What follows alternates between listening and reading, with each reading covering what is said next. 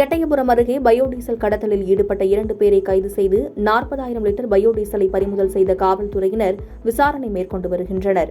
மதுரை தூத்துக்குடி தேசிய நெடுஞ்சாலையில் எட்டயபுரம் காவல் உதவி ஆய்வாளர் தலைமையிலான போலீசார் இரவு ரோந்து பணியில் ஈடுபட்டிருந்தனர். அப்போது கீழ ஈரால் சர்வீஸ் சாலை வழியாக ஆந்திரா பதிவெண் கொண்ட டேங்கர் லாரியை காவல்துறையினர் சோதனை செய்தபோது ஓட்டுநர் முன்னுக்கு பின் முரணான தகவலை தெரிவித்ததால் சந்தேகமடைந்த காவல்துறையினர் லாரியில் சோதனை செய்தனர். அப்போது உரிய ஆவணமின்றி பயோடீசல் கொண்டு வந்தது தெரியவந்தது.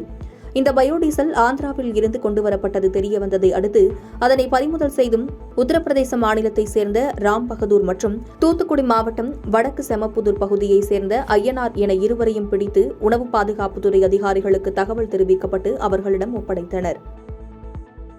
பாதகம் செய்பவரை கண்டால் நாம் பயங்கொள்ளலாகாது பாப்பா, மோதி மிதித்து விடு பாப்பா, அவர் முகத்தில் உமிழ்ந்து விடு பாப்பா.